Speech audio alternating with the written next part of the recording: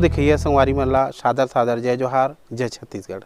संगी हो आप मन रोज देखत हो हमार नवा नवा वीडियो, नवा नवा गाना, कॉमेडी वीडियो, नाटक, राउत नाचा, पंथी सुआ कर्म ददरिया ला।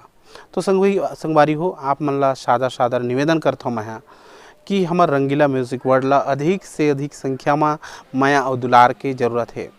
आप मन के माया और दुलार ही हमारे छत्तीसगढ़ के लोक परंपरा और संस्कृति ला आगे बढ़ा सकत है। इकर खातिर आप ला मैं हाथ जोड़ के निवेदन करत हूँ कि हमारे चैनल ला सब्सक्राइब करो, लाइक करो और शेयर करो, कमेंट जरूर करो। मैं पक्का आप मन के जवाब देवत रहूँ। हर गाना के नीचे में कमेंट बॉक्स रही थे, वहाँ आप मन अपन कमेंट करूँ तो मैं आप ला तुरंत जवाब देवत रहूँ। जय जोहार, जय छत्तीसगढ़। माया दुलार ऐसने बनाए रखूँ। सादर सादर जय जोहार।